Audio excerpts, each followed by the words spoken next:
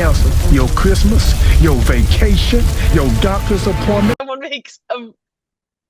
Holy Holy smokes! smokes! We're back. It's episode 17 of The League Has Spoken. I've just messed up this intro more times than I've messed up a video the entire time we've been doing this league. Please add them all at the end. Yeah, I want to be very clear that my co-hosts Kyla and Bree, who are joining me again, are not laughing with me. They are laughing at me. We're back. Directly. Yes, we're back to talk about the new era players on season 50. We're just like last week. We're gonna go back through and kind of one by one tell you about if you missed them, what season they were on, what their challenge status is, who they may or may not work with. Because since our last video, the official tribe list has come out, so we do get the added benefit now of instead of hypothetically being like, are Q and Aubrey gonna end up together? They are together. We can talk about it. So that being said, I'll put the time codes below. But let's get into it. Do you want me to start this week? Yep. Yeah, right. Please do. We'll ease into it with someone that we just saw on our screens. I have on my list Rizo, Survivor 49, Rizgod, Riz God, baby. There's not much to say about him because we literally just watched his entire performance. Quite the character, but I'll give you his stats anyway. Total tribe wins 6 across all the different tribes he was on. Individual wins 1. Now, I did look that up, and I can't really remember which challenge that was because he was largely basically not a factor in any of the individual immunity challenges for the end.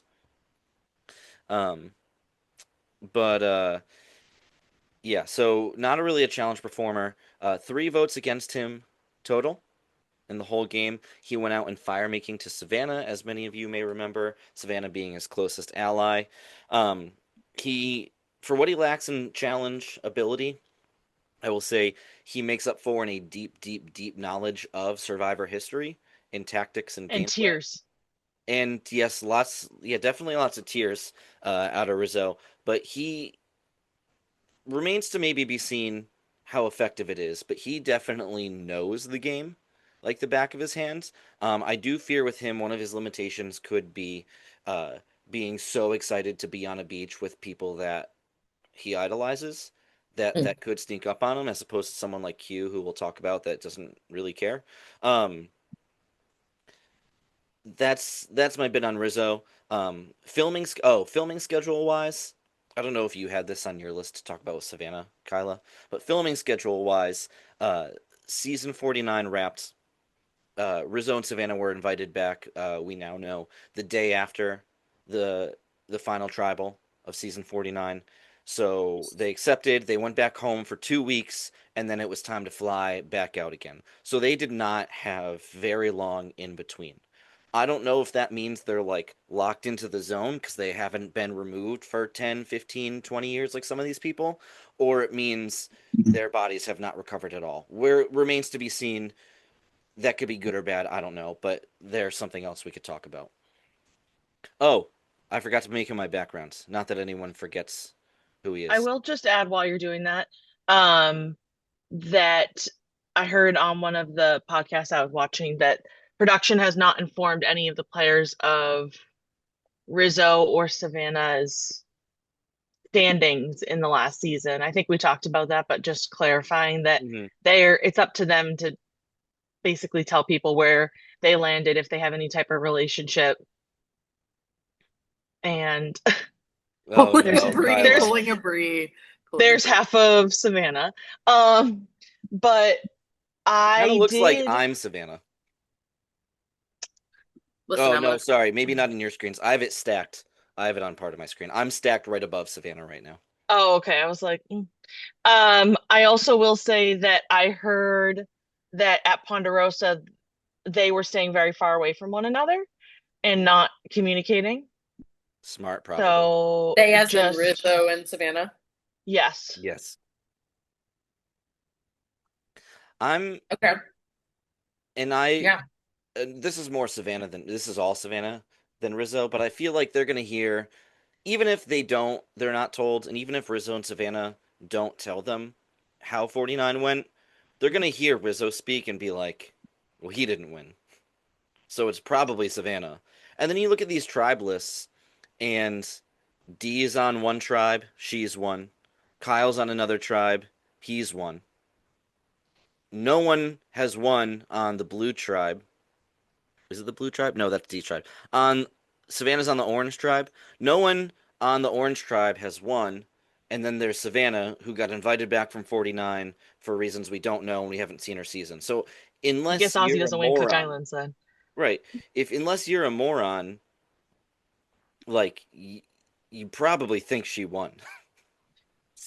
Well, do we want to move to Yeah. Savannah? Well, I Yeah. have one more thing to say about Rizzo before we move.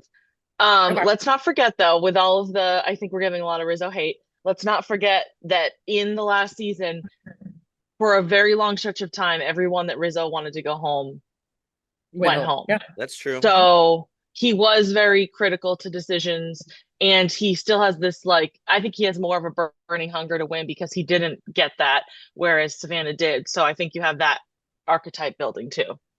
If it comes down to one of them throwing the other one under the bus, Rizzo's in a better situation because he has the trump card of, well, she won $1 million and I didn't, so get rid of her first. Right. He is on what we presume will be the Chaos Tribe. So if he can quell his personality a little bit, which he wasn't bad at in 49, he might be able to fly a little bit more under the radar than someone like Q or Sure. even Colby or Angelina. So he's got a shot there. I'll also say this, to his credit, as much as we've all talked about the idol thing in 49, he's one of the only people in the new era to have a public idol for more than 1 or 2 episodes. Forget about Right. the 9 tribal councils he went to. That's usually a death sentence. And he never needed it. He played it just out of Right. Maybe that says more about the people he was on a cast with than him, but he did it and no one else has. So yeah. Sure. all right. I have to go Okay. check on the oven, but Kyla, can you do Savannah? Yeah. So, of course, most of us know Savannah, so I'm not going to go super into everything, but we all know that she won season 49, as we've all alluded to. And one of her biggest allies was Riz God throughout the entire thing. She was a challenge beast. Now, listen, I listened to the last podcast and I said, I gotta stop saying that. But I think I might say it twice about 2 people today. We're saying it. I'm gonna be saying it about 2 people. Savannah's one of them. She just always won when she needed to, especially. She works really well under pressure. She really prepared herself physically for this. And, she has a certain, maybe, what would you say, directness? Kind of personality that we all saw that sometimes can rub certain people the wrong way. And if we kind of look at the cast, she might butt heads with some people. I know we all just talked about that the cast doesn't know the result of 49, but I did watch a long interview with her, I think it was Rob has a podcast. Is that what it is, Pat? Yeah. And she said that she's going to tell them. She said there's no way she's going to lie because then she'll be perceived as a liar, and that's something that she definitely wouldn't want to do. So I think that's kind of off the table. I don't think Savannah plans to kind of pull one over. True. Smart. Do you guys have anything? My only thoughts here are, I mean, you kind of alluded to it, Pat, but given that they just came from the other game, obviously they're going to be more fatigued than everybody else. So my, I guess, forewarning is that the other players, if they don't get these guys out early, are going to have a big like they're gonna have a big token against everyone else to say I played and then I played again and I've made it to basically final tribal 2 times. So that's Mm, a really big, like if you got there, that's a huge jury vote sway, I think. So I would think the other players may be aware of that. I'd agree with that. Good point. Have you mentioned who's on her tribe? No, but I'm gonna Namely, scroll down just to. namely Suri and Emily. Yeah, Sur- and she said she will not get along with Suri. which I would And agree with. I think game wise, I don't think their games match up, and I would think I feel like Suri would have no problem coming for her first. I think that the dynamic between Savannah and oh my God, Joanne that we saw last year may be kind of recreated Rehash. between her and Christian because I could Mm, see Christian doing things that she doesn't love. like babbling on and on and on and on. Yes. Yep, I can agree with that. I predict she works with Joe at the beginning, just a off the cuff thought. All right, Bree, who's next? So we're starting with Kyle. Season 48 winner. You know him, you love him. I will say what I just said again, which was that on the Rob Has a Podcast edit, he referred to himself as the most average guy who won because he said, I'm kind of a strategist, I'm kind of strong, kind of social, kind of good looking, and I got this whole thing. And, he kind of used his alliance and his secret military alliance, which we talk about a lot in previous podcasts. And knowing that Kamila is back in the game, she'll be one of the next rotations. But he and Kamila basically went through all of season 48 in a secret alliance, and they used it a couple times, most notably to blindside the California Girls Alliance, which Mm. was Joe, Shine, is that how I Shaheen say it? Shine? and Thomas. And Thomas, yeah.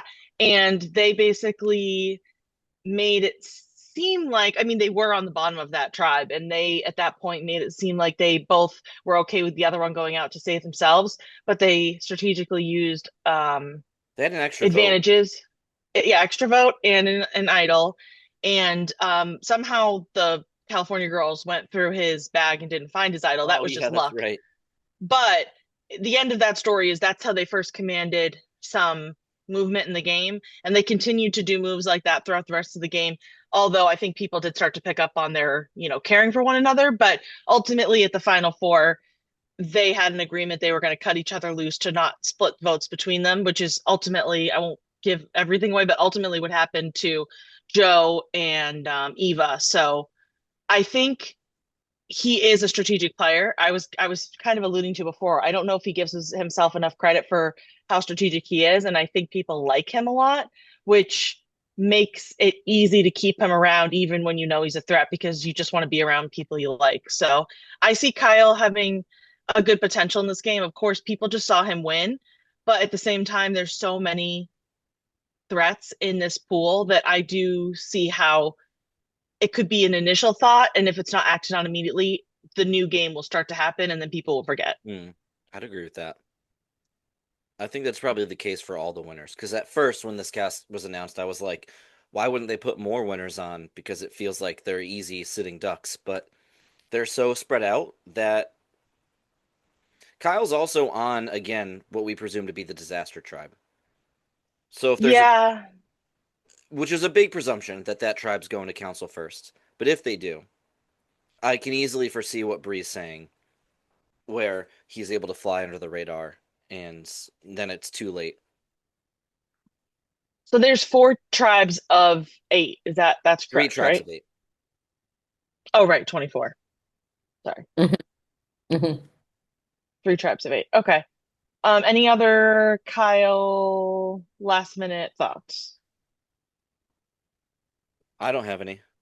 Kyla, do you have any Kyle thoughts? No, I think we covered it.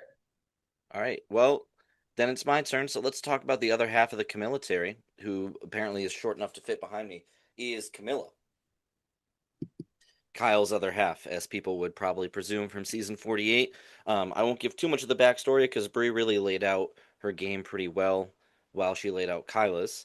Um, Kamila has 5 tribe wins, 3 individual wins, 2 of which were immunities. So she's not just there for tactics. She has won things. In fact, that was one of my favorite things that she did um, in 48 was she had a couple moments where she won, and I think even Jeff literally helped call out her family and was like, "You thought she couldn't do it? Well, suck it." And it was like, I don't think you're allowed to say that, Jeff. But anyway, she had, I think more importantly, no votes against her the entire time.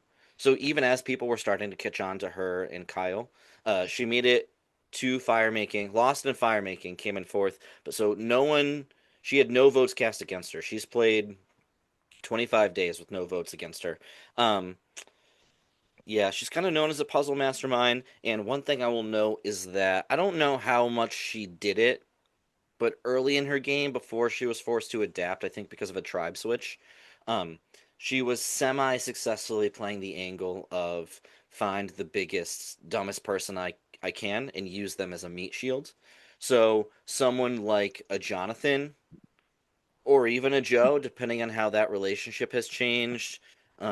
Someone like an Ozzy, depending on how he performs. Someone like a Colby or a Q, a coach. Again, this is all up in the air about how these people end up performing, but I could see her using a more physical threat as a shield. Let's see. Oh, yeah, she's on a tribe with Jonathan. So I would predict she's going to try to buddy up with him and then Hmm. use him to underplay her own strengths. But again, if we're talking about timing and filming, the last thing that everyone saw before they left, literally like 3 days before they left, was the Survivor 48 finale. So they just Hmm. saw her work with Kyle, and they just saw literally everyone on that jury go. If Kamila was in the final, it would have been a unanimous win. Do So, you Wow. think, I guess just a thought question around these, we're talking about duos, with Savannah and Rizzo and now Kyle and Camilla. Do you think these duos are going to work together again, or do you think they're going to be like oil and water because they know people suspect it? We're gonna that's go into another duo too. that's a But good yeah. question. I think for the most part, not always in the case of like a Colby and a Stephanie, but for the most part, I think the duos have been split up. So depending on tribe swaps and who makes it through the tribe phase, that may not be an opportunity.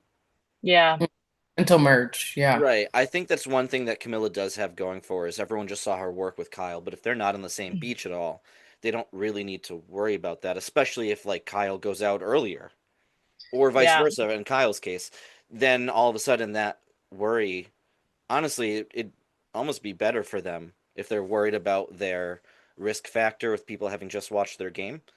If the other one goes out, now you're not as worried about the pair. Now, to answer your question about do they work together, I don't know. I would, if it was me, I would not. I would play a completely different game. And if it came to the point where I needed to with that person, I would, work with them for a vote or something, but I would not try to align myself in the same way. Sure. Or you pull another low key alliance if Kyle does True. get far. But again, the winner's chance of getting very far, uh, Not great. yeah, not great. Not for recent winners, anyways. Hmm. All right. Well, that's all I had on Camilla. All Okay. right. I said we're gonna do more duos because I actually have a somewhat of a duo. Um, first, I'm gonna do Tiff. Oh yeah, Mmm. came in good. Um, so I chose a duo, and again, I had never watched some of these, so I didn't know until I began watching. And I was really interested to see how this duo kind of played out throughout the season. So Tiff and Q end up on the same team, which I'll get more into Q when it's my turn next. I'm going to try and focus on Tiff, but it's really impossible to tell Tiff's story without Q being a part of it. Mm. So, Tiff introduces herself as a self-proclaimed hustler, and I think that's kind of how I think about her social game is she knew when to make her move away from certain players. So, she really had some bad luck with her team in the very beginning. I think they almost broke a record, or they did break a few records when it came to not getting rice. I'm not sure Mm. if those records still exist or Mm-hmm. have been broken since, but they were kind of like It was bad. it was really bad, yeah. So basically, they ended with three people, which was Tiff, Kinsey, and Q. And those three were really kind of like an alliance. And Q and Tiff were really each other's number ones. But Tiffany always left Kins as like her kind of backup. And just to get everyone up to speed, Kins wins the whole season. So I'll say that Q kind of pisses off everyone, Mm-hmm. all the tribes at one point. We'll talk about Q. And we will talk about Q. But Tiff knew when to distance herself, even though Q was her number one. She did Mm-hmm. distance herself from Q Hmm. when she found out he betrayed her, which ultimately his betrayal did send her home. He let everyone know that she had an idol, and that sent her home, almost at the next tribal, I believe.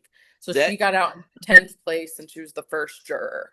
that I think that kicks off a string of like 4 to 6 people in a row of leaving with an idol in their pocket.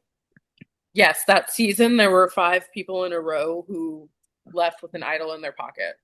4 people in a row, but 5 people the whole season, something crazy like that. Um, and she did not win any challenges. I think she was her team won once, I think. But she is not known as a challenge winner. Um, More seen as just kind of putting herself with the right groups when it came to the Yeah. vote and where things landed socially. Uh, Anything to add on Tiff? yeah, I have thoughts on Tiff. I think she, for me, when this cast was announced, was the biggest question mark from the new era. Um, Like why they included her? Yeah, because I have Hmm. no qualms against her. Like you said, I like even the challenge stuff. I don't think she's bad at challenges. I think just it happened to play out that way. It wasn't like Mm-hmm. she was dragging them down, Yeah. by any stretch of the imagination. Um, she wasn't around that long. So, but then you hear the cast talk about her. If you listen to like the rest of the cast of 46 or even some of the new people on there, every single person is like, oh man, I'm scared of Tiffany. So I don't know if it was like the edit Interesting. or something, or maybe I need to rewatch it with that lens and like pay more attention, because that season for me is clouded by Liz screaming about Applebee's anytime Q Right. speaks, and of Right. course Bono. the Banu of it all. So I need to rewatch that, like thinking specifically about her moves and not looking at the guy who's cursing God for putting him on the island. Um, but yeah, I will say my she's my thought main. on Tiff, well, as we're talking about Banu and the NQ and all the other characters, where I think she fell short and she could fall short again is her emotional regulation during challenging moments. Like when things started to get hectic, she did not ground everything. She actually like fueled the fire a bit. And there were multiple instances, I thinking specifically of the Banu begging her for not voting him out, and she was just like, get away from me and all this stuff. And Kenzie came and like calmed him down, and obviously that they were still going to vote him out, but it's just those type of moments where I find it could be hard for her to have a really deep game unless she can manage that. I'd agree with that. Yeah, I On agree too. on the flip side, do you have to wonder, she's dealt with such extreme emotions in her first season. She's got a pretty colorful cast of characters here. Do you think now, like if that happens now, she like, oh, I'm not in disaster mode. I've been here before. Could be. And maybe that's what helps her, like, I don't know. Be more confident. What I'm saying is nothing could be worse than Liz screaming or Banu literally sobbing on his hands and knees, grabbing her, asking for an idol. Um, there's nothing anyone on Survivor 50 could do that would, and she's on a tribe with Jonathan, so I fear that, and Chrissy, I fear, or I feel, and D too, they're going to be fine. I think, at least Yeah. for a few challenges. Guess we'll see how she does. So she's not going to start with like no fire. All right, so I Oh, believe it is Brianna's turn now. yes, it is my turn, and I'm going to be taking us through the life and story of Emily on Survivor in season 45, and now she's coming back now. So, Emily had one of the most widely regarded character arcs in this entire franchise because if you remember, if you watched that season, she the first clip of her as she's introduced is her on the boat going out to the island saying, if I don't win this whole thing, it's not worth being here. And then we land on the beach Hold and on, can I she, interrupt you for a second? Can yes, we, can you give this story? But I want everyone to know that the first ever time I did a Survivor League, I was where it was like you get someone, and if they win, you win. I was assigned Emily. So right. I want you all to listen to this story thinking I'm coming in all excited, and the first thing this girl says is, if I can't win, vote me off first. Yep. And Eh, then go ahead. no, I'm saying continue. And then they get to the beach and she has another public blunder in front of everybody who doesn't know each other, has never spoken to each other. They're on the mat and she calls out, what's that guy's name who hit his It's head and then came? it's Bruce. Bruce was in season Bruce. 44, and in the Hmm. marooning challenge splits his head open and leaves like immediately. So they bring him back for 45 as a second chance. And he starts to go into some backstory of his existence in the game or why he didn't have an upper hand or whatever he was about to say. And Emily just cuts him off, tells him she thinks he's wrong, and says that she thinks they should all vote him out first. And that's like her first interaction with everybody. They're not So in the same tribe either. no, no. Um, she also had some pretty infamous moments where she was having breakdowns in her first couple days on the island. Her arc really starts when Caleb, another player in the season, takes her under his wing, starts to kind of help her develop a social strategy and recognize why some of these very extreme emotional outbursts are not going to help her in the game. And at this point in the game, is she refers to it herself as she starts to soften her game and become a lot more flexible and like toe the middle of the line and like really not take as hard of stances. She ends up doing fairly well in the season. She does get blindsided by D, who later wins, and I will go into that when I go into D next. But she basically, when she votes for D, she does threaten her not to spend any of her winnings on a showmance that occurs, and I'll talk about that with when I get into D later. But It's a funny moment for sure. it is a funny moment. But I think that she really understood the strategy of the game, and she's known by the producers as having some of the best confessionals because of how she explains moves, how she explains challenges, and she understands the interdynamics of everything, whether or not she's contributing in a positive manner. She knows what's going on.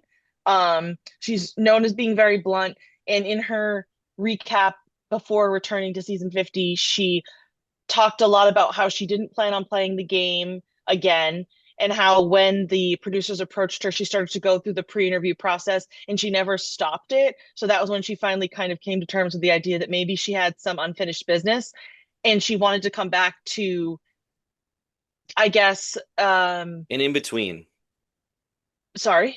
like, are you saying? Because I heard this too. She said like an in between like how harsh she was at the start and being so Yes. subdued at the end. And she basically was saying you don't have to soften your personality in order to fit in. You just have to figure out what's the right way to play that from an emotional and social game. So she's come back and she's still battling like anxiety and kind of self-confidence, but I think she's coming in more calm and she has the potential for a real underdog story. So if she can play her cards right and get into a good alliance, she has some potential. Yeah, I don't think anyone is on this cast is going to look at her and go, "Oh, she's a big threat." I think she could get voted out by being too abrasive. And I also think the D blindside is probably the best result for me. Best example of in the new era when someone, because this is going to play into one of my next people, when someone makes a big move, but it's earlier in the game, even if it's like midway through, when they get credit for that, a lot of new era players, instead of going, "Oh, that's a great move, good job," will go, "Well, now Emily has something on her resume that I don't have, so let's get her out, so now I don't have to worry about it." And Emily, right before she leaves, ends up blindsiding Bruce to let that journey come full circle, and it's her move. Um, she does a great lie to him, but then takes credit for it, and I think that's when D is like, "All right, well, now you're gone." Right, right. Um, anything, Kyle? I don't know if Kyle, if you've seen the season, so I'm not sure if you have thoughts. Um, my last couple notes that I have written down are she's said in her interview that she'd like to work with Coach, which I just think is a chaotic thing to say. Um, I think they're on the same. No, That's they're not. weird. They're not yeah, in the she same said tribe. she really thinks their weird energy would match. Um, she also really hates Colby, and she said Jenna was irrelevant, and she forgot who she was. She said Jenna who? That was So, crazy. I saw that. Yeah, well, she is on the same tribe as Jenna. You know what Wow. also surprised me about Emily, while you're talking about people, is I haven't listened to all the preseason interviews, but I listened to hers and I listened to Ozzy's, and they actually both. I listened to Ozzy's first, and he said he noticed her reading like these crazy fantasy novels that he actually loved, and he was like, even though it feels like there's nothing between us in terms of like we don't play like each other at all, she actually seems pretty cool, and I'd like to like maybe try and work with her and find an inroad that way, but mhm. she probably doesn't think that about me. And then in Emily's interview, she was like, I think Ozzy's kind of actually a little bit of a weirdo. I think I'd really like to work with him. So that'll be really interesting because that's not a pair I think any of us would put together, and they are in the same No, tribe. we'll see what happens. Is That's it it me? for Emily. Yeah. Is it me now? It's you now. All right. Let's go with another season 48 person because I had two of them. Let's talk about Joe. Joe, I'll say this about Joe. I think Joe's the man. I have trouble with how he played the game in 48, but I understand it. And for me, he has the biggest potential upside and downside, I feel like, of these new era players, and I will explain why. So, Joe, strong guy, 6 tribe wins, uh, 5 individual wins, That's really good. 3 of which were for immunity. So he's not at the record for individual immunity wins, um, but he's got more than a couple.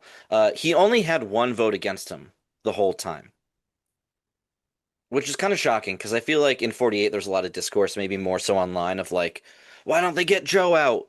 Well, only one person voted for him. Um, he in 48 he's allies with Eva, as has been well documented. He's like a total sweetheart. They have that unbelievable moment on the beach where Eva's having her like I don't know what to call it. Like it's not an anxiety attack, but it's like kind of like that. She's having like an episode, I think is what she herself has called it. And they actually allow Joe to come back from the other tribe and like help calm her down. Um, his whole thing is he's literally a part of the Honor and Integrity Alliance. Now, how much honor and integrity was in that alliance as a whole is totally up for debate, but he certainly played his game like, listen, I gave Eva my word, I have her back no matter what. I told you I'm going to do this, I'm going to do it no matter what. I'm going to be very honest about how I feel. I'm going to be pretty open about which direction I'm going. He never, like, if someone he's not working with comes up and tells him some information, he's not gonna he's not gonna like lie to them and pretend to be on their side, but he's like he kind of does this in between thing where he'll be like, "Oh, that's like I hear what you're saying to me. I have to take time to think about it." So he kind of like won't push someone away, but he won't like take that final step to pull wool over their eyes, if that makes sense. Um, he ends up coming in third And the result is it's really because of one of the moves that Kyle and Kamila pull on him specifically, which is convincing him that Shaheen had an idol and lied about it, and he gets Joe to turn on Kamila really gets Joe to turn on one of his allies. Um, and that ends up being the move that convinces the rest of the jury to vote for Kyle and not for him. Um, Now, I said he has the highest upside and downside because, again, everyone just watched him play. I think the honor integrity thing got him so far because a lot of players were willing to play like that, but it's a very old school way to play. Like if you watch the first 10 seasons, people will play like that and make it far, but that doesn't really happen anymore. And even the old school players coming back have said they don't want to play like that anymore. I So, think that the thing that's challenging is that it's admirable, but it's very one note because right. his game didn't really become dynamic as things changed. And I think ultimately it cost him the game because he sat next to the person he worked with and then it split the votes. And I'm not saying he would have beat Kyle, but it's just like He would have at had a better some point, shot. yeah, and at some point I think you Yeah. do have to say like I want to bring you as far as possible, and this is also still a game. That's kind of Yeah, where I sit on it. Yeah. I think my I my agree. overall point is that I think he made it as far as you can make it playing that way in the way the game is kind of evolved into. And if he does that again, I think he's going to be taken advantage of and is going to be shot down.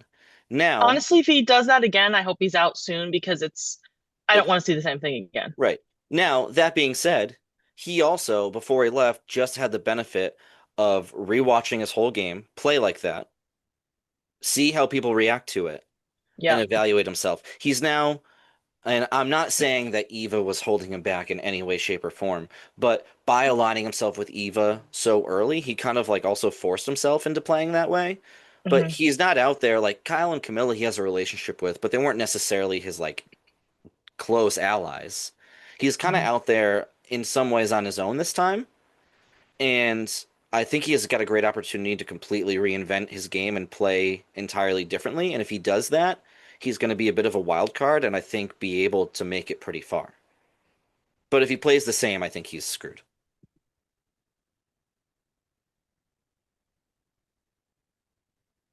I'll take your silence as applause. That's all I have on Joe. I was just trying to queue up. Ah, Good. I like that. I like that. I'm gonna go to. Oh, that's the best photo you could have picked. Oh, I love that. Yeah, I that's had a good two, one. but I'm just gonna go straight to this one. You gotta.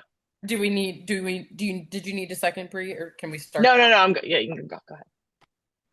All right, so I just had to queue up my photo of Q. So, as I mentioned before, Q is in season 46 I'm coming right back. with Tiff, and they are very close alliances for most of that season. Mm-hmm. Tiff is out 10th, Q is out 8th. Mm-hmm. So he doesn't make it very far either. He is a character though. He's another one I would say that just kind of has a an aura about him. I did just rewatch the season, so We some match. Sorry. I got my Q skirt on. oh, I was like, what is Me and Pat showing me and us? Q are doing the same thing as the picture. That's wild. And he went on a whole tangent about how you could carry things in the hood, right? I'm not making that up. I'm gonna reveal right now. No one knows this yet. My tribe name for season 3 is the Q skirts. That's a pod Oh, that's that's a funny. podcast I want an inside that's a joke. podcast exclusive. Love that for you. That's good. Sorry to Okay. interrupt. No, no, no. So yeah, that's one of the many things. This is what he's doing in the background, and this actually continues on throughout the season. And he kind of like pokes at Jeff when Jeff says something like mean to Q. He'll be like, "You're not getting a Q skirt, Jeff. Like no discount for you." So it kind of becomes a little inside joke throughout the Hmm. season. Hmm. And it's very interesting. He's kind of can be a little fun to be around like this, but then also one of the things that I remember writing in my notes about Q is this whole scene where he starts talking about how he's like a mob boss, and if he hears anyone say his name, then he's going home next, or you're going home next. And it was very clear the whole time that he was trying to push people in a certain direction, but the entire time, Tiff, his number one, was always pushing in a different direction, and he didn't always win. Um, Unlike Tiff, though, Q did win a few challenges, I believe. I think he won 2 immunities, I want to say. Um, He won. but He won the reward that mattered. That's for yes, sure. one of the weirdest things that Q kept doing was he kept causing a lot of chaos at Tribal. In fact, twice he like right before they go to Tribal, he basically tells everyone to vote for him, and then it just causes a lot of He does it once just at Tribal. chaos.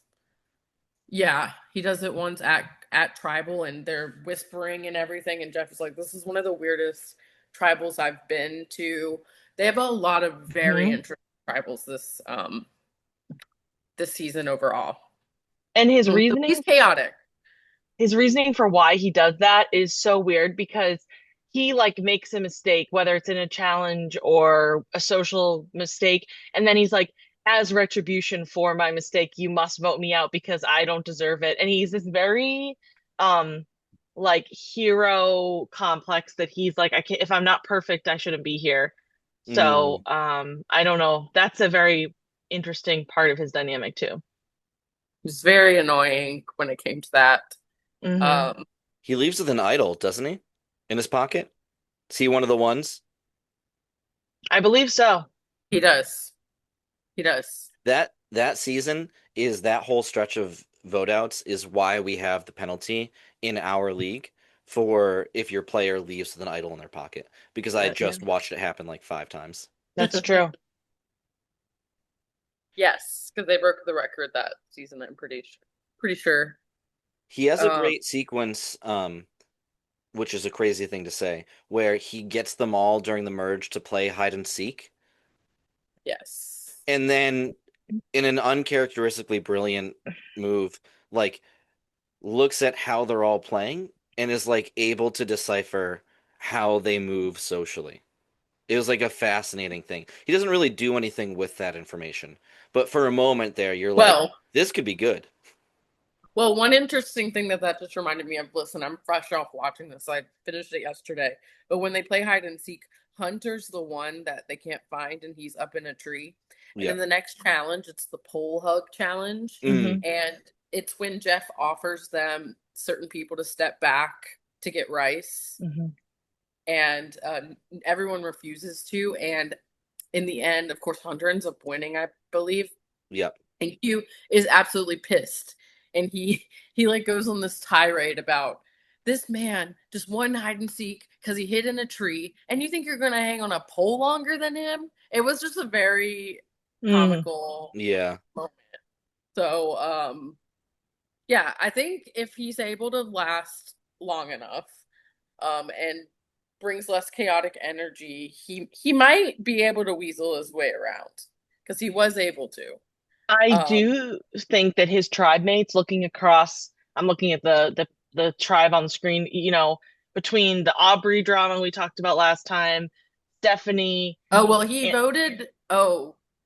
just stopped on Aubrey. He voted someone out his season because they mentioned that that's her, like, who she idolized, and then he immediately voted her out. And in his preseason interview, he says, well, I voted someone out because they said they were like Aubrey, so I guess I have to vote Aubrey out. Yep. He's consistent. He's got Riz God, he's got Angelina. Colby's gonna hate him. Colby, like, there's a lot of people in that tribe that are just gonna fuel each other's fires. And I can't wait for the gifts of the week that we get from that tribe. Is Kyle in his tribe? Kyle's on that tribe. That's why Kyle probably has a better chance than maybe some of the other winners. Because as long he's as with all the Q and crazies. Colby and Rizo and Aubrey are bouncing off each other. Yeah. Plus, Angelina's there. Angelina's asking Q for a jacket. Q's giving her a Q skirt. Like, it's gonna be out of control. He's canceling Christmas. Hmm. I'll say this about Q. He plays a chaos game, and I'm not saying he's like Tony, but Tony famously plays a chaos game, and that always either gets you out pretty much right away or you go Hmm. very far. It kind of Hmm. depends on how people respond. But if Hmm. he continues this chaos game, I don't think he's going to go out in the middle this time. I think they're going to get him out right away because of the chaos, or the chaos is going to be so crazy that he makes it far. And it's a gamble. It's always a gamble with Q. All right. All right. Speaking of other people from 46. 46, I've got Charlie, and there's a lot to say about Charlie.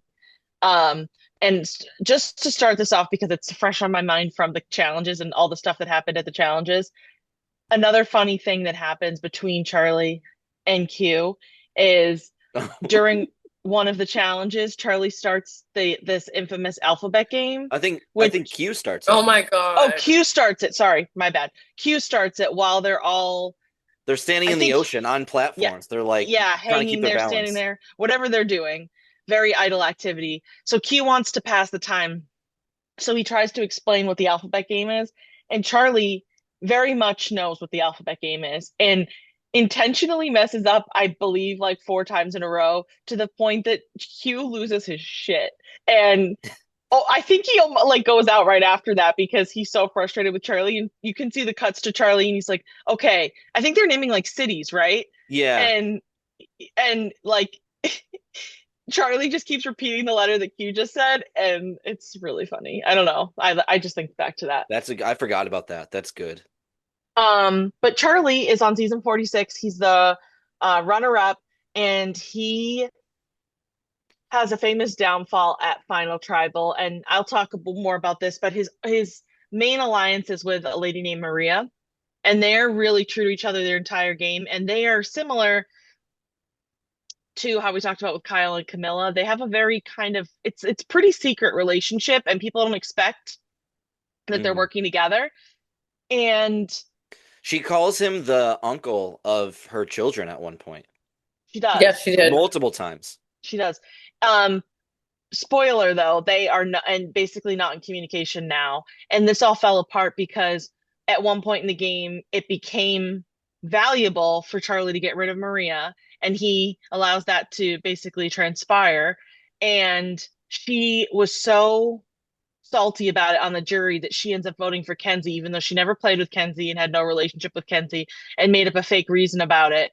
And Charlie lost by 1 vote. So she truly cost him the million. And that's where I think I say that the kind of ability to be humble and just lose gracefully overtook her. And then that was kind of a unfortunate ending to that, because not whether or not Mackenzie or Charlie should have won, but I don't know. I think Charlie played a really good game. He's known for being very social. People really liked his presence. He made a lot of friends on the season. I'm He was thinking good at back to challenges. he's good at challenges. I He's think he by won no Yeah, the means, poll. No, he yeah, or was he he's by got no, killed. repeatedly number two, like behind, I think, Hunter a lot, Mm. and then it depended on the challenge, but right. he definitely was But good. good challenge perception, very good social perception, and he was kind of into the like psychology of the game and why people did certain things, and that drove a lot of his conversations with Maria. It drove how he created those bonds and who he stayed away from, namely like besides that one incident, he's not really hanging out with Q a lot. But he did have a really famous song battle with Ben where he named a They were ton of going Taylor's track for track. track for track against Taylor Swift with Charlie and Metallica for Ben. And That I don't know how Ben did that, honestly. wild. And honestly, I can't wait for, selfishly as a Swiftie, I can't wait for all of the new Swiftie things that Charlie brings to this season. Um, Oh, I but have I have a note on that actually. yeah, go I ahead. have a Swifty note. Uh, he would have left 3 days before and gone completely dark. Maybe 3 days before she bought back all of her masters. So he didn't know.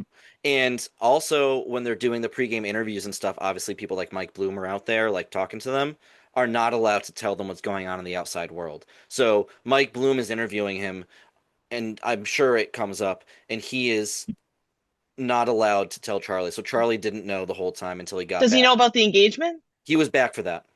Okay. Um, but I am interested to see how he plays. I think he's very lovable. I see good prospects for Charlie in this season. That's my ending kind of wrap up. I don't know if you guys have anything I didn't bring up. Um, I'm a little worried that people might have clocked him as a more recent season and a good player.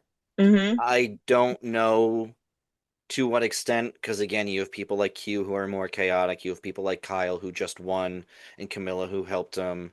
You have these two unknowns. Who's to say?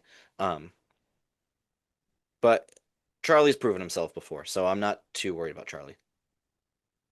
I, I think his alliance with Maria, like elaborated on Bree, kind of shows that he can also work across like age groups too. Mm-hmm. So I think he has a chance to socially latch on, at least to make it to the merge, and then we know he's going to challenge us. I think he has a chance. Mm-hmm. Yeah, I think so too.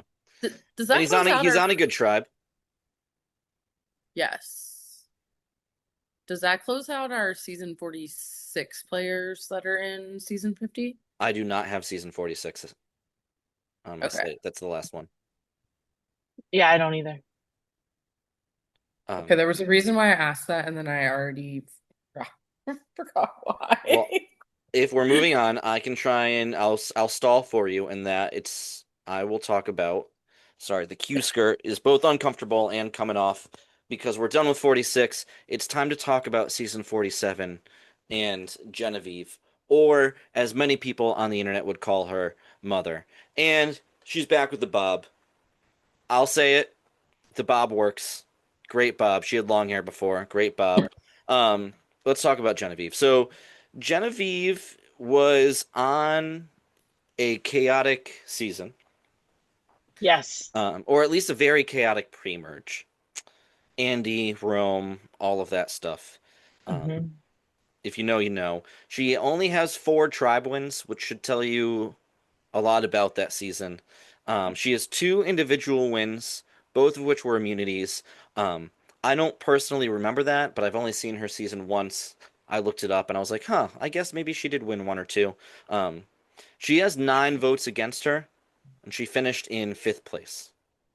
Oh, that's something I didn't say. Of my 4 people, uh, the first 3 people I read only had um 4 votes between all of them. Joe was voted for once, Camilla was voted for never, and Rizzo had 3 votes against him. Genevieve has 9.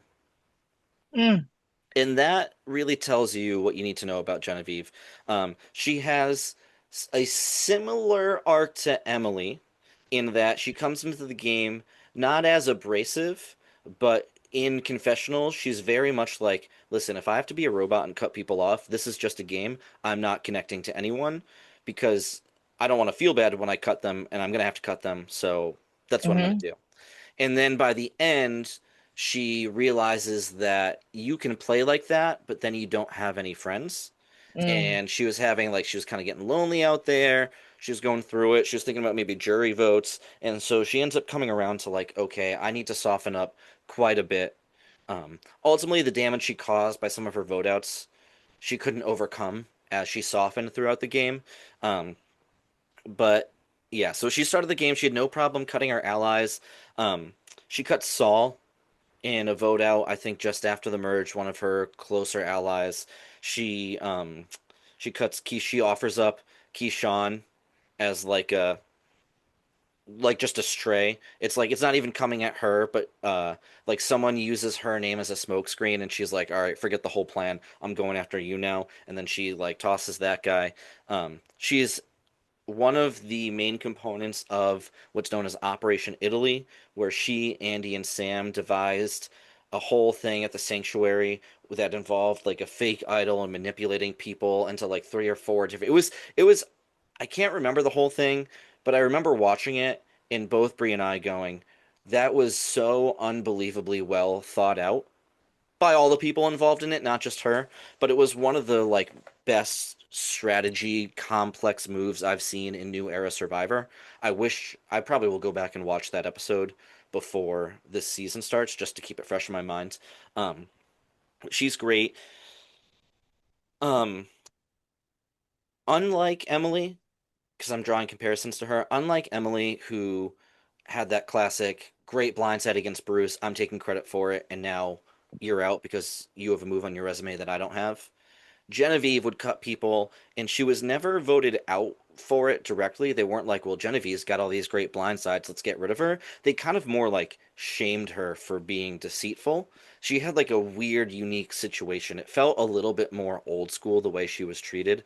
So I'm really curious to see if she comes in softer, if she comes in aggressive, how different people from different eras treat her for the moves that she makes. She doesn't have anyone from her season on with her, so it'll be very interesting to see how that kind of plays out.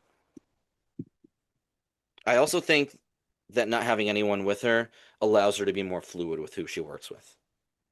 It's true. Thoughts on Brie? I think that she was in a really tight competition at the end with Rachel, and we all know that that's, how that ended. Rachel won that season. But I think that they had a lot of parallels of how they played the game and how they were operating. Rachel did have a better social dynamic, but Genevieve was right there. And I think that without the very similar player in her space that's playing a game like she is, and with the lesson learned about her social skills, I think she could do well. So, with that being said, I think we're time to move on to Kyla's last person. All right. My last person is this guy. I said earlier that I was going to use the challenge beast 2 more times, and I'm going to use it again with this guy. Even though he only won, I think, 2 individual immunity challenges early in like the tribe phase when they're battling it out, he's literally lifting his tribe mates over things. He is holding them up. He is doing all the work for his tribe. And it is absolutely wild. Also, I think I mentioned Colby last time as being kind of like a heartthrob. Not exactly. He has an interesting style about him, but You don't like the I would dreads? say another Survivor heartthrob. So, ladies, listen up. If You you're don't that's you don't what like you're the looking. dreads, but you're about all the other muscles. It's not just the dreads. It's also like the linen shirt, and it's The a shirt with the little neck hole that too. could fit a rhino. It's The a little too like chill. I'm a surfer. It is. Oh, It's Alabama Surfer. It's weird. I just recalled why I was asking about season 46 ending. I'm wearing a thing that says cowboy, and I just want to say we mentioned cowboy last episode, and now I know what you guys are talking about. Cowboy. And it was Cowboy, another very good character. Go watch that season 46, just I to learn all the characters. I Sorry, almost I I digress. almost named my tribe the Badwins after Cowboy. Um, Sorry, let's get back to Jonathan. Jonathan. Probably. I also just want to mention, so he's in season 42, and we didn't really get into why there's such a separation between new school and old school, but just to put a little bit in context, season 42, they didn't see season 41, and season 41 is where all of this stuff changed. So we're talking No rice.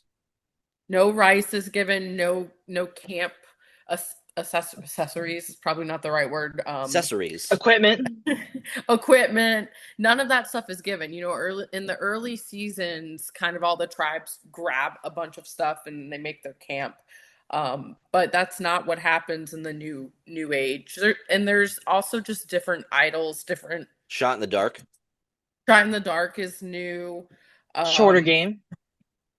Shorter game, only 26 days instead of 39, and in some cases 42 days.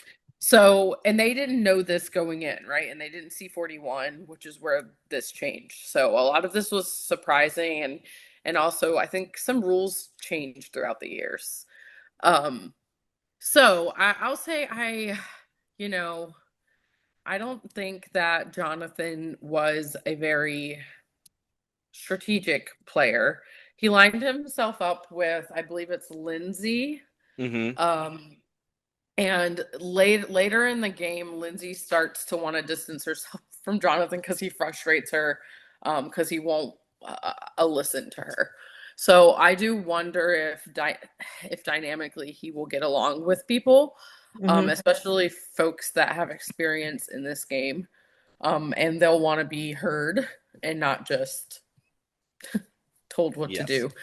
So, but I do think that he is probably one of those people that the teams will keep around for a while, during the tribe phase, just because of his physicality and his ability to help the team win. He's very like Richard Hatch, Ozzy in his original season. Like, I'll go out, I'll get all the fish. We don't have to worry about if we have rice or not. I'll build. You can see him carrying a tree behind you. Like, I will build everything. And there's a specific challenge we don't have time to talk about, but it's the most incredible thing I've ever seen, maybe ever. If you're gonna go back, and you can't find it on YouTube, unfortunately, but if you can go back at home, watch season 42, episode 3. They have to stop the immunity challenge at one point because it gets to be too dangerous, but Jonathan has already finished the whole thing, literally carrying tribe members on his back through the ocean. It's crazy. Yep. I've never seen anything like it.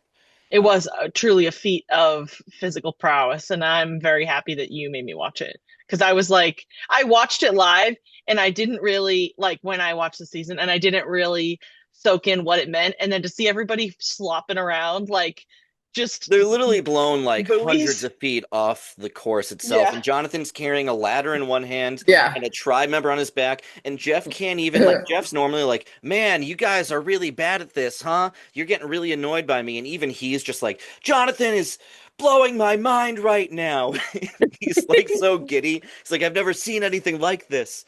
He's called Thor, and he's called Gladiator. Aquaman. Like, Yeah. everyone knows that he can kick some butt.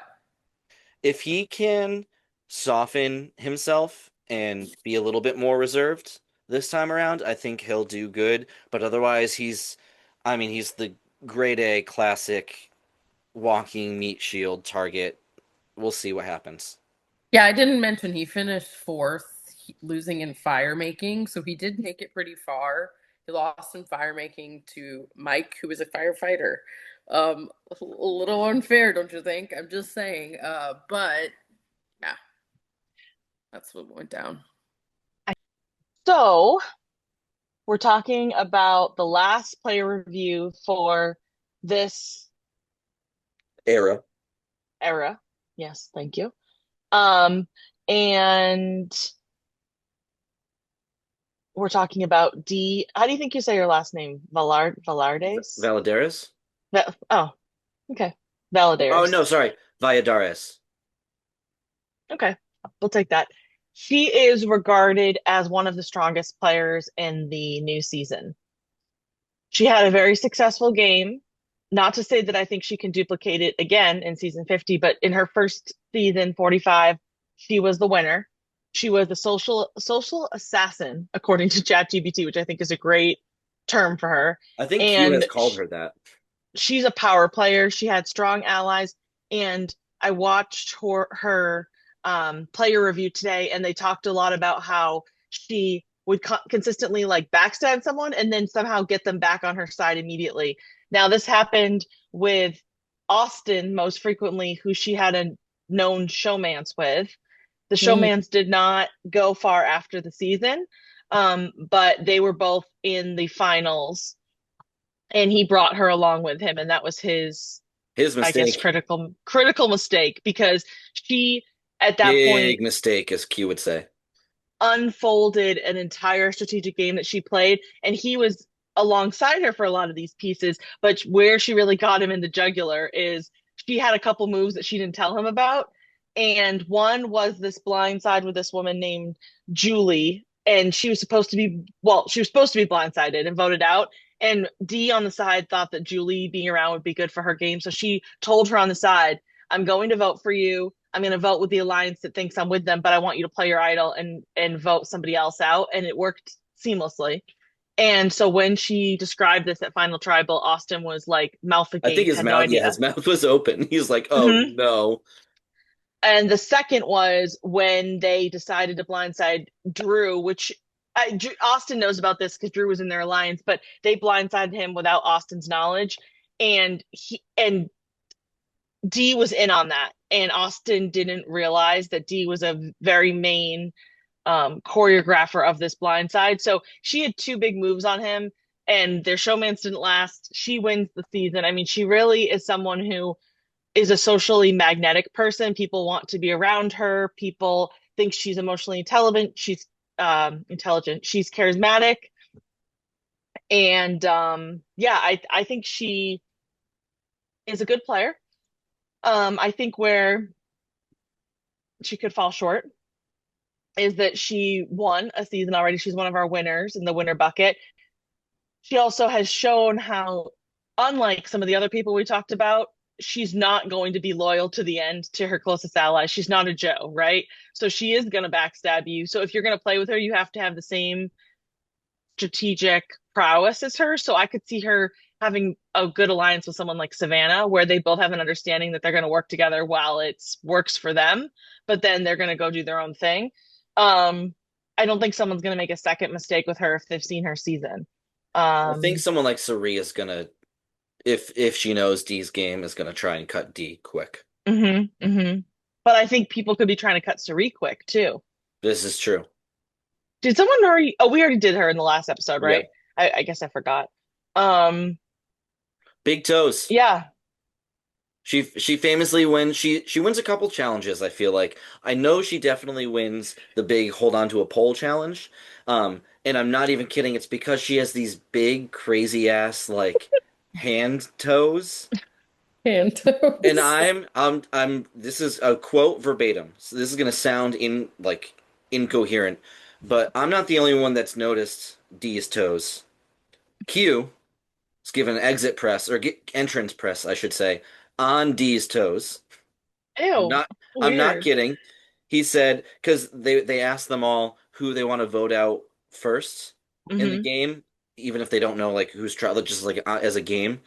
And so Q votes D. He's like, I'm gonna get rid of D first. And this is what he says. He says, I looked at your feet, and your toes are big, and I don't like that. Maybe you should wear shoes on the beach. Don't wear sandals around me. Good luck, you've already won.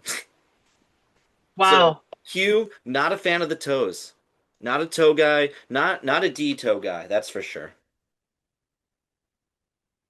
Big toes. I don't know, Kyla, anything on D? Or her toes. I don't know D well, actually. I haven't seen her season. Mm, She's Hmm. great. I know. She's good.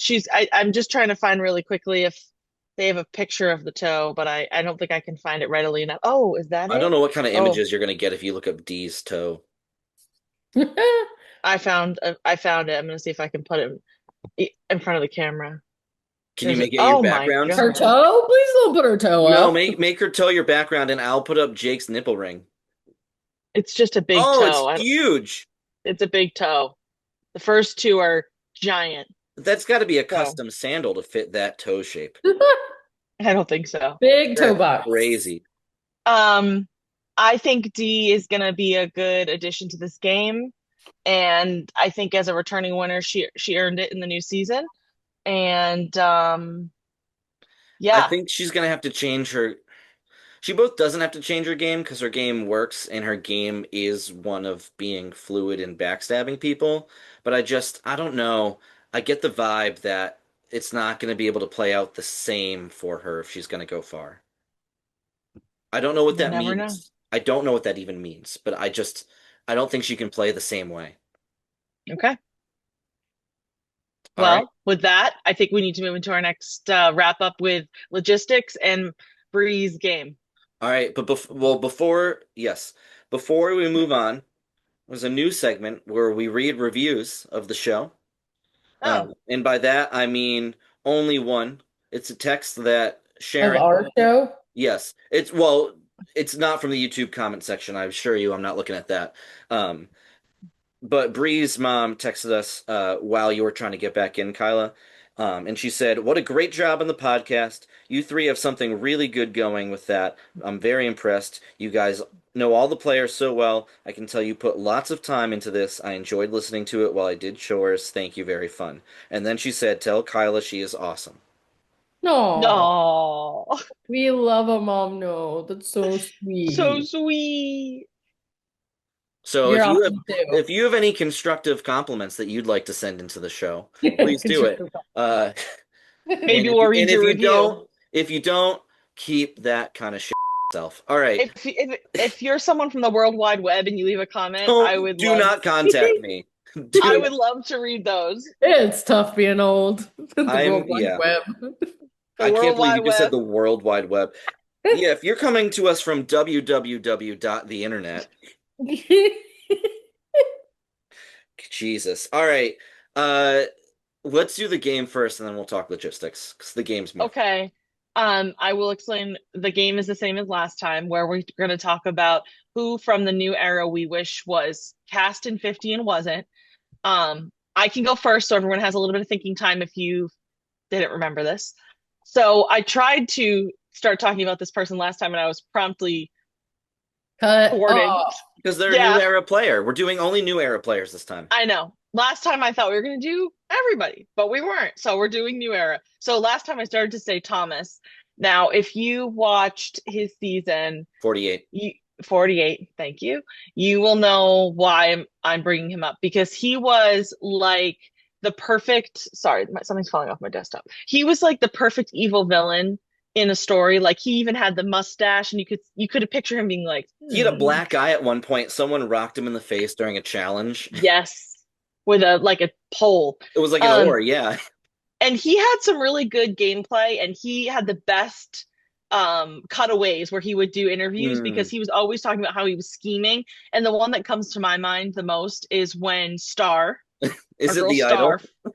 for anyone who remembers her, yeah, had the idol and they were helping her find it. Well, it was a beware advantage that was going to turn into an idol. And he was like, well, what if we just lost it? Because he was. They had the instructions, right? The clue to get it. And he was like, what if it just fell into the ocean and never came back?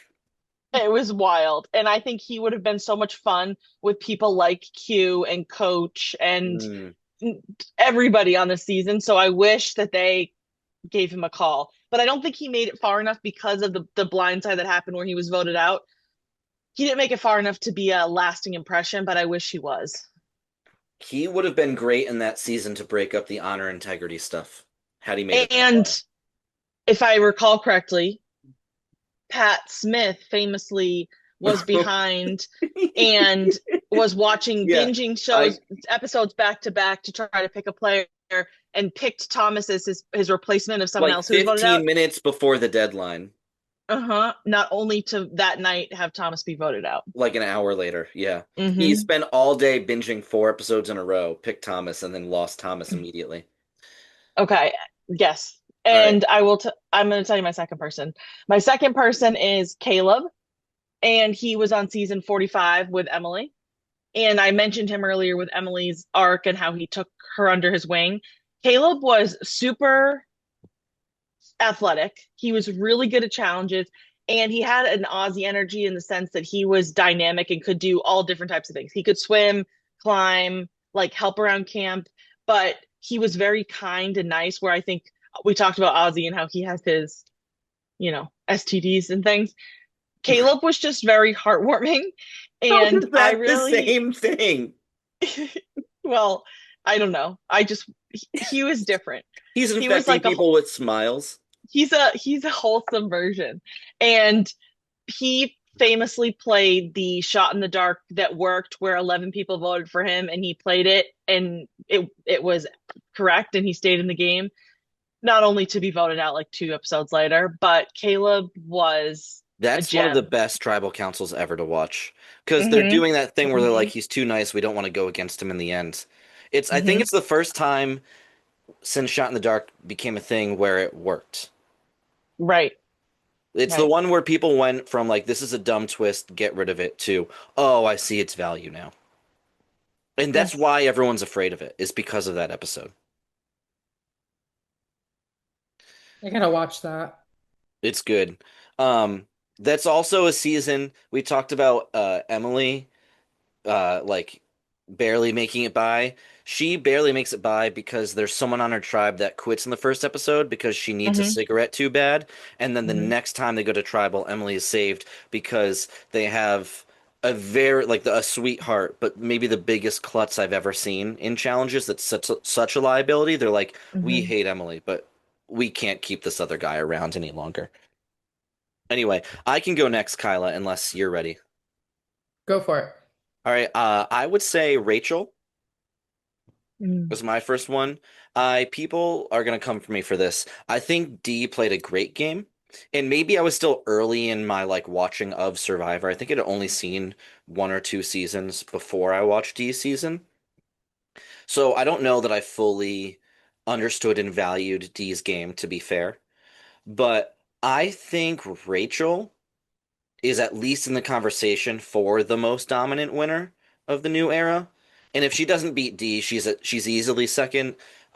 The things that Rachel did were so clever. Like she reinvented the shot. She had an idol and a shot in the dark, and she didn't want to use her idol too early because she really didn't have too many allies. So she plays her shot in the dark not to get by, but to read the faces of everyone in tribal when she plays it to know if they're worried about it. And she plays it, and no one's like, everyone's like, oh, okay, that's fine. And so she Hmm. knows, oh, I Hmm. can save my idol. Like, that's Hmm. brilliant. She has a great line Hmm. when she inevitably plays it. She's like, she's done a Tony and snuck around camp and like hid in trees and listened to conversations so she knows they're gonna vote her out. And so she doesn't even try and fight it. She lets them do it. And then she plays her idol and not only eliminates the person she wants with like one vote, but she has this great line. She's like, "Well, Jeff, the best thing about attending your own funeral, because the whole tribal's been we're getting Rachel out. She's like, the best thing about attending your own funeral is knowing you're actually going to live to see the next day, and then pulls out an idol and like blows everyone's minds. She Hmm. also like she to get her idol, she finds a clue during the Survivor auction. She has to cut the idol out of the tarp in camp while Hmm. everyone's in camp. She has Oh, to like wow. it's crazy. I love Rachel. I think she'd be great. So that's my first one. And my less serious one is from the same season. I want Andy back. Andy, who couldn't stop accidentally having sex with all the challenges. Um, Patrick. and if you don't know what I'm talking about, watch I don't. 47. He does the thing with the ball where he's like wiggling in the sand and they've got to move the ball without using their hands or feet. And he's like using his tongue to move the ball in this really uncomfortable slow motion shot. He's trying to pull the bag of puzzle pieces out of the hole in the ground and he's just like humping the ground. He tries to use the saw and it's upside down and it's he was so entertaining and he turned out not to be a pathetic player like everyone thought. He's one of the Hmm. masterminds of Operation Italy. So he has an extreme amount of value, but the entertainment that he provided to see Q talk to Andy, that'd be a dream come true. So I'll say Andy as well. Good. I feel like I haven't seen enough, but I'm gonna go with this guy. I'm gonna go with Omar. Oh, Oh, Omar, that's a good I pick. Omar. just, That's a good I pick. think, yeah, he came in sixth, and I think he was kind of an interesting dude. I don't Hmm. know. I wouldn't say that he was some sort of challenge mastermind. I think he's pretty good at puzzles, if Hmm. I do recall, but sixth, that's pretty great. He just also was kind of just had an interesting background. Um, I think he could really bond with people. I don't know. I like to see him come back. Um, I don't know. That's all I got. I really don't feel like I have a ton of folks that aren't already on from the new era that I'd like to see. When I did my research, like I was very focused on my people. That just And means that casting did a good job. Yeah. well, it's some of them like Q is pretty wild. Like I think whenever you focus on a wild personality like that, it really outshines the other people throughout the True. season, if that makes sense. He just like really overtook. Even my research on Tiff was very difficult because Q is just Because Q was there. Always screaming at you. yes, Yeah, I yes. get that. Um, but I did like Omar. Yeah. Yeah, No, that's I a good love that. pick. That's a really good pick. All right, so then should we close this out by talking about logistics of our official league kickoff? Yeah, and then it's time for stew because I'm Yes. hungry. Yes, I have made beef stew for dinner. So, Yum. this is coming out, well, at this point it's later on Sunday, so it'll probably come out Sunday morning online. Nope. For Today's Sunday. It'll probably come out Monday morning, which is tomorrow, the day after today. That's how time works. In the morning, probably before I leave for work. Um, so if you're listening to this, that means that there are 2.5 days until our official league kickoff. So I have actually, I don't, Kyla might know this, Bree knows this. I already filmed the league kickoff with the special guest. Megan's going to join me for that. Exciting. We did have we Awesome. did have to film out of order. We talk about like the new spreadsheet because it's way better than last year. Where to Oh, find things, how the leagues run, all that sort of stuff. We did spend a lot of time talking about the tribes, and then the computer had a malfunction, and we lost the first 40 minutes of that recording. So we had oh. to redo everything, which you can hear us struggle through in the video that did make it and survive. I'm going to post that. At the end of that video, we reveal who everyone's assigned players are. And So I'll Megan tell already knows that. so Megan knows. Megan and I are the only people that know. Bree has no idea. Kyla has no idea. Even as official hosts, I have not told them. And But you're Megan, gonna post. I think you got to post enough time that you're gonna give people to look at that and then think about who else they want to choose. yeah. I'm covering that right now. I'm just Okay. saying everyone that knows, just me and Megan is sworn to secrecy. So I will put that up on Wednesday evening after work. It's not going to be 9 p.m. It'll be like, let's say 6 p.m.